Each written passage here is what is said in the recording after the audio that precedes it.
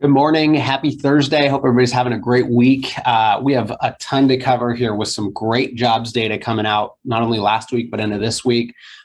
First glimpse into the Fed's decision coming up in May. So kind of a little bit of a teaser here. And then question of the week is, with that glimpse, what does reducing the Fed's balance sheet actually mean? So we're going to talk all about that.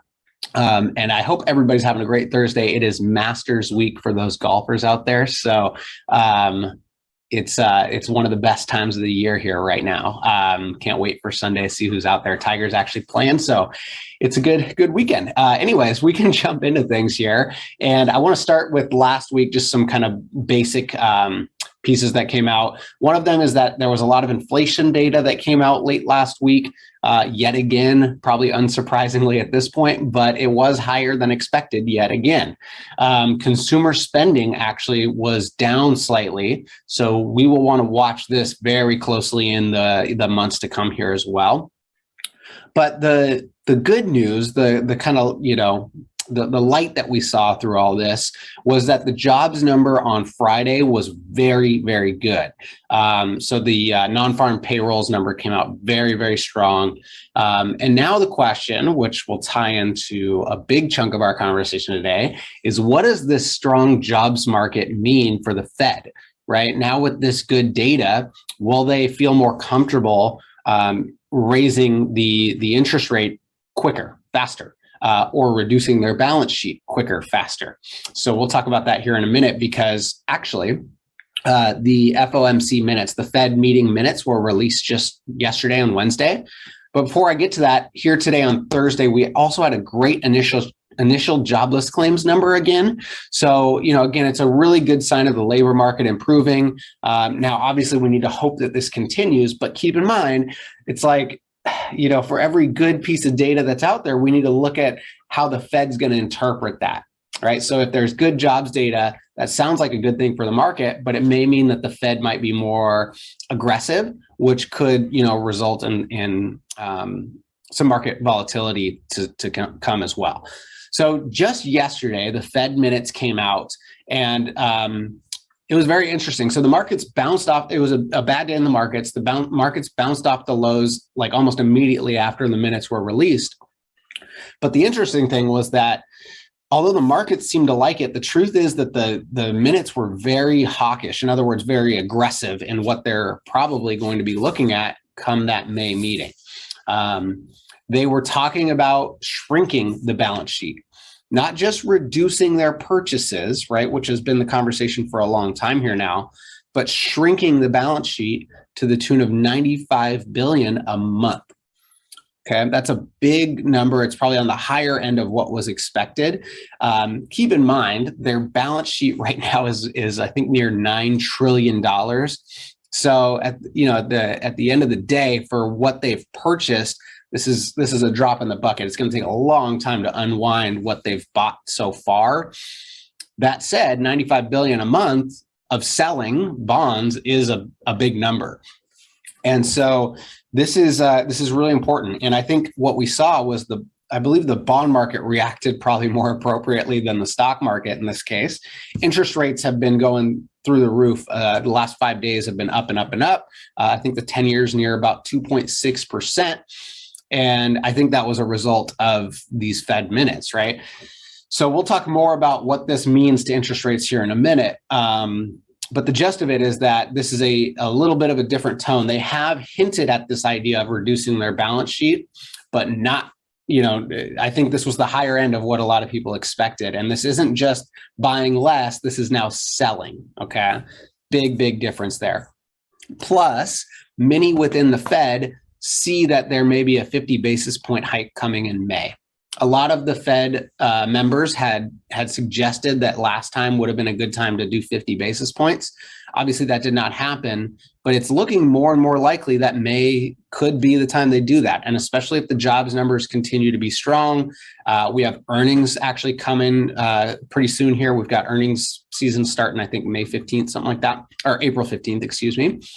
And so if earnings are strong, markets, give them a little bit of space, although that's not supposed to be the indicator. It's very possible we might see a 50 basis point hike coming in May. So all that before we jump into what does this all mean to the markets? What does this all mean in general? What I want to share is that next week we have a lot of inflation data to break through. So join us next Thursday, as always, same time, 3 p.m. Pacific Standard Time, and we'll talk about some of the consumer price index, producer price index numbers that come out, as well as retail sales. So the question of the week, which is very fitting given the Fed minutes yesterday, is what does reducing the balance sheet mean? Like, what? Okay, so they're going to sell 95 billion a month. What does that actually mean? So I think to put this in context, let me back up a little bit and share how we've gotten to this point. So basically, what they've been doing is they've been buying bonds. They've been buying assets, actually going out there and buying bonds at the tune of, I think, about 120 billion a month.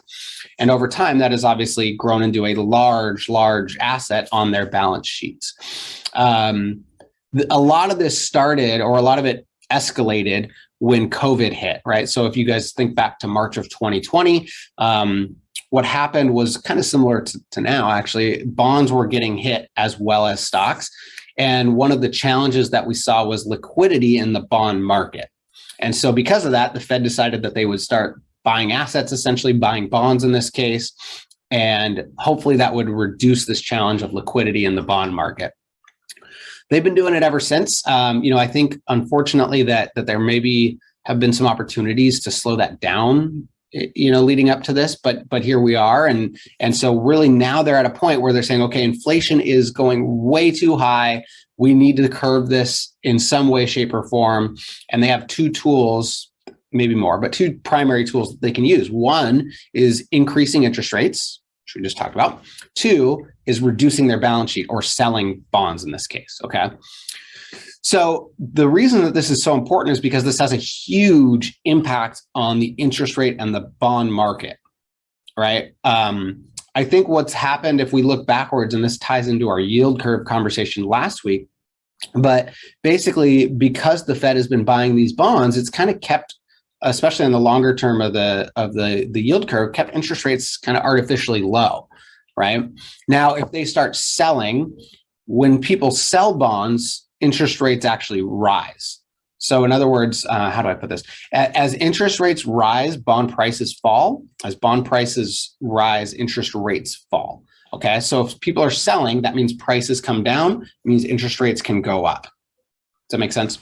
So that's really where we're at. That's why this is so important. And I think, especially as we look at the inflation numbers, what they're trying to do is throw everything they can at this. They realize that maybe they're a little bit behind on the inflation data and need to get ahead of things. But generally speaking, this will have a big impact on the interest rate market. And that can carry over to stocks because people are willing to pay more, generally speaking, for stocks when the interest rates are low because there's not a great alternative. As interest rates rise, people decide that maybe the risk for a pricier stock may not be worth it, essentially. Okay. So I'm not saying that means this is the end of things, or like the stocks are in trouble immediately, but it is important to watch that because a slight change in interest rates doesn't really do the trick. But if interest rates do actually pick up significantly, that's where you'll start to see people kind of reassess the risk reward that they're getting. Okay. So hopefully that's helpful. Obviously a lot to cover on the Fed here today, but we'll be talking a lot about that as we get closer and closer to the May decision too. As always, if you have any questions for us, please just reach out, let me know, and I would be happy to try and cover them in one of our weekly webinars coming up every Thursday at 3 p.m. Have a great day. We'll see you next Thursday.